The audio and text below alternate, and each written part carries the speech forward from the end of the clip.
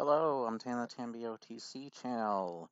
I wanted to talk about something that just kind of came to mind. This is just going to be a quick stream. I can do some like Fallout New Vegas later or something. But I thought when I was playing The Witcher 2 the other day, or technically earlier today, uh, I realized something in the design of Geralt, especially when like you play the games, you see the design, and an interesting like article came up about what from one of the Baldur's Gate 3 devs about why they don't use like voice actors or whatever, or talented actors who do the voices of characters in video games for their roles or whatever. And I just thought of some a actor that nobody's gonna use for Geralt. Of course, I do love Henry Cavill. I actually feel like Henry Cavill fits a character like Wolverine or Geralt of Rivia better than he does like a stoic character like Superman. Though I can see him work uh, as Superman too if he had a better director. And sadly, I don't think Zack Snyder is that. Zack Snyder to me is like a much more pretentious somehow version of Michael Bay. It's like if you combine Ridley Scott with Michael Bay, but a little bit more of the Michael Bay side is showing. I never liked Zack Snyder's frickin' well, there's some movies I like. Watchmen's okay.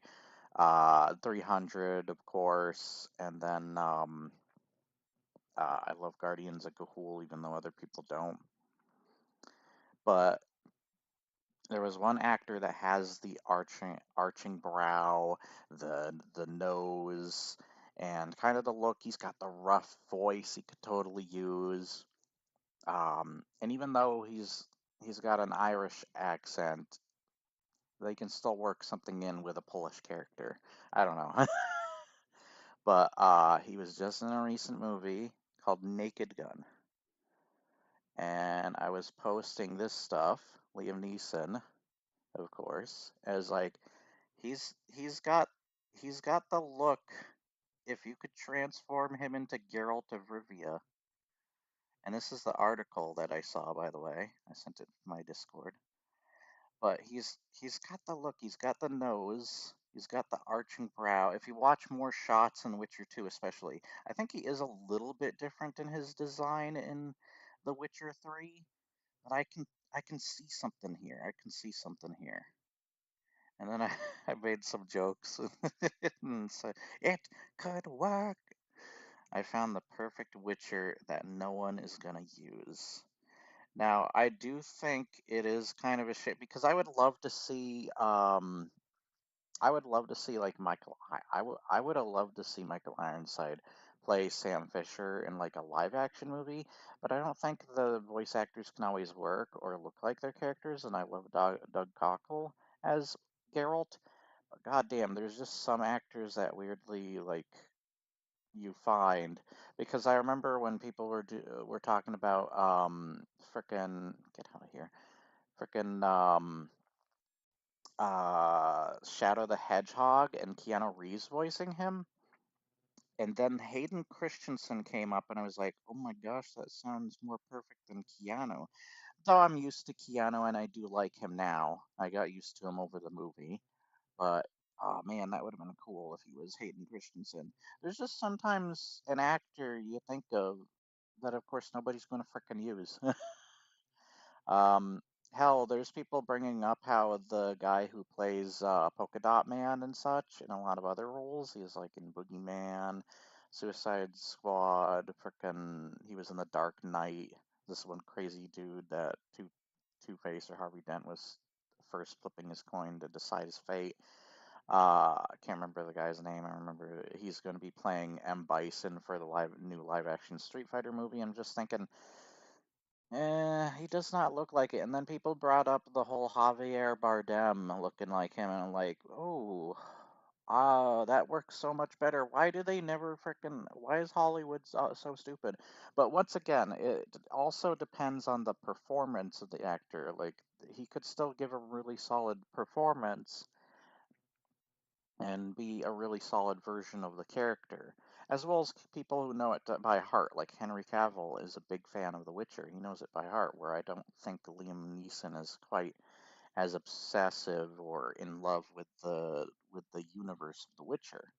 So there are ideas there that could or could not work. But I thought that was an interesting topic to come up about. So tell me what you think and who you think you would cast as Geralt of Rivia. I would technically give Henry Cavill another chance if it was much more faithful to the source material, same as Superman. I do not like Zack Snyder. I think he is a freaking dumbass director, especially nowadays with stuff like Rebel Moon and such.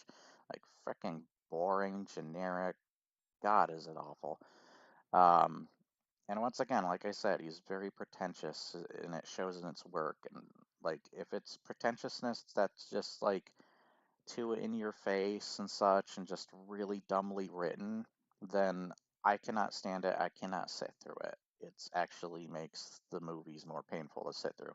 I would rather sit through Revenge, the frickin' second Transformers movie, Revenge of the Fallen, which I frickin' hate, than watch Superman v Batman. That movie is so slow, it is so freaking boring, it freaking ruins those goddamn characters, especially Lex Luthor. It is just a freaking failure of a movie. When it finally has the freaking like a Batman v Superman, it's barely there, and it has stupid lines like the freaking Martha, why'd you say that name? It's just like, I'm sorry, this movie's so stupid. It's a comic book movie, but it's a comic book movie that is just so bad. It's just so bad for so many different reasons. God, I can't sit through that frickin' movie. I actually had a contest between me and Dave where I said, well, let's see who's got the worst movie sequel or the worst movie, and we'll sit through it. Dave, I offered Transformers Revenge of the Fallen, and he offered Superman v Batman. I think we only got like halfway through Revenge of the Fallen, and we didn't even really start frickin' Superman v Batman before I was like, I can't. That movie's bad. But anyways, enough about that. I hope you enjoyed. I mean, there are cool parts, like I do like the fight scene in the warehouse of frickin' Batman, but I can't think of much else. I really can't. That frickin' movie sucks. It's so terrible. It's pacing, it's just frickin' characters, how boringly slow it is. I even feel like, oh God, I even feel like the actress who plays Lois, I just don't like her as Lois. Um, she does not feel like a Lois to me. Uh, there's just a bunch of like characters I think are miscast, especially Lex Luthor in that. God damn. And then frickin' shoving Doomsday in the same god. It's like you shoved Doomsday into the plot of The Dark Knight Returns or whatever. And it's like, this just does not work. And then it's trying to shove more stuff in to build up to what the Zack Snyder versions of Justice League is.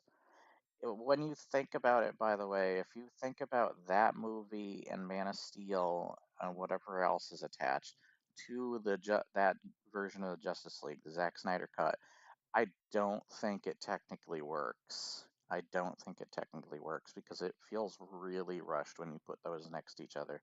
I think the reason it doesn't feel quite as rushed is because we did wait a really long time for that movie to freaking come out, for that version of the cut to come out. And it's not a bad cut, but if you're putting them together and trying to see those plot lines come together the way that he envisioned it, it's just like, or at least what we think he envisioned it, um, it just actually does not come together quite as smoothly.